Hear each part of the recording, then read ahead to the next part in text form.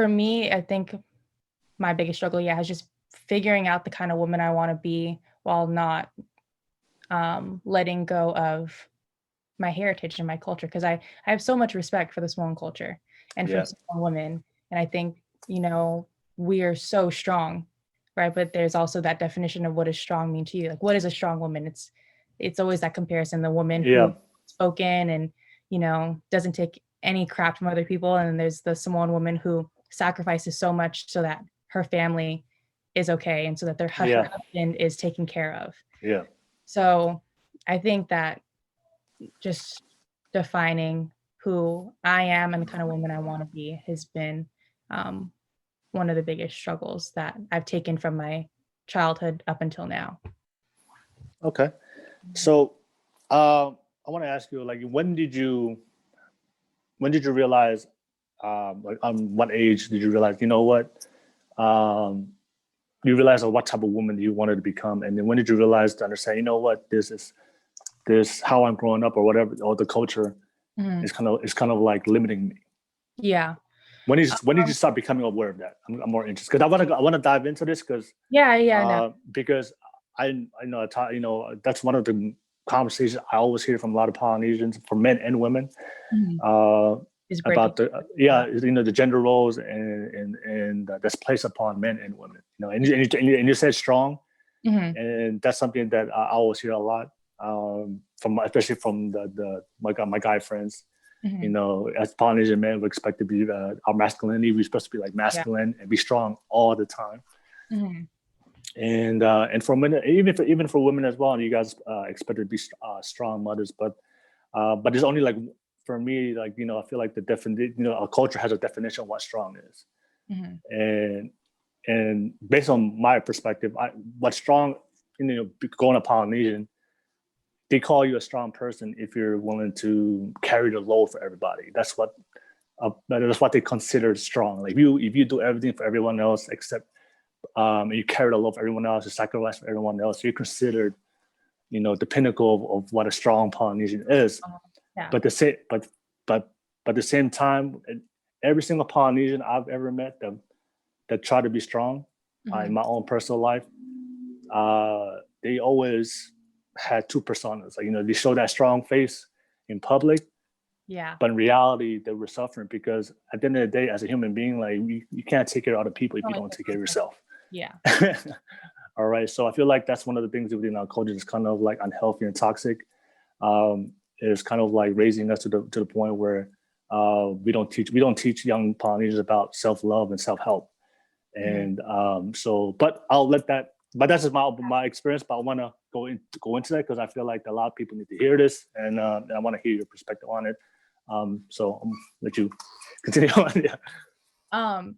So just kind of going back on that, I think really, like, I mean, again, I'm only 24, so I didn't really actually get into like digging deep and working on my own emotional health until really this year. Like 2020 was a big year for me to just wow stuff, right?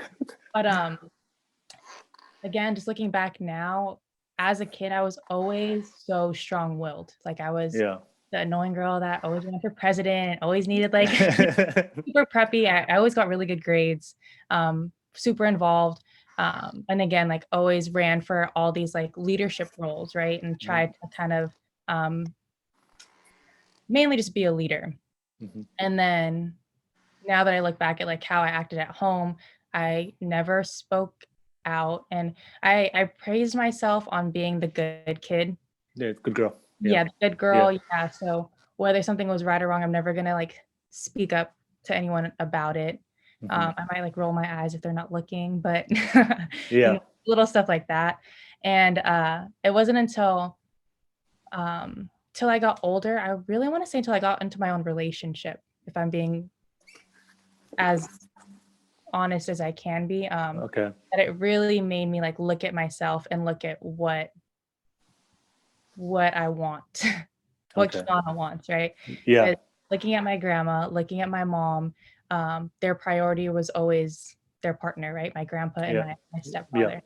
Yeah. So when I was in my relationship and the man that I'm with is not Polynesian, Yeah. I put him on this pedestal and I made his plate and I like, things that you just naturally do, right? And there were Yeah. times his mom would say like, no, have him make his own plate, like, but in my head, that's what I'm supposed to do. Yeah. Mm-hmm. So eventually it took a strain on our relationship. And I think it was because I felt like I needed to do everything and I was losing myself. It ended up making me resent him, right? Because I'm blaming Yeah. him Yeah. for me not loving myself when Yeah. not me. Yeah. And a lot of it had to do with just the way that I was raised to think, one, that I can't be my own priority, which is a huge problem in Polynesian culture. Um, Another issue within, I don't even know if it's just Polynesian families, I guess I could only speak on my own family, is Yeah. Yeah. this definition of love. And I think that we kind of manipulate um, this definition of love. Like Yeah. the more that I do for you, or the more that I sacrifice for you, or I'm willing to sacrifice, means I love you more. Oh, that's facts right there. That really isn't what love is, right? Love Yeah. should be conditional, whether I am willing to make your plate, or if I'm tired and I'm not willing to make your plate, I love you, period. Yeah. You know? And also I think I just want to throw in there, love also needs to be reciprocal. Very much. Yeah. Yeah. It has to be, it can't be one side. It can't be one Like side. It you're needs to be 80% and they're not. exactly. You end up. And I feel like the Polynesian definition of love is always one-sided. Always. Yeah. Even looking at like not just romantic relationships, but just relationships. Yeah. Like the discussions with my uncle where my uncle will say, I'm willing to, beat this guy's ass for you. I'm willing to go to jail for you. Like, that's not you loving me. That's you making me feel like, oh, I don't want that type of danger. Yeah. Let me just, follow what you're saying. Again, it's just this terrible toxic manipulation that is a strain on because by beating that guy, doesn't fix the issue of what happened, of why it didn't work out. Yeah, exactly. So just going back to just getting into a relationship, seeing that, maybe this isn't healthy, and kind of having to change my own ways. That was another big area or time in my life that I felt like I had to reflect.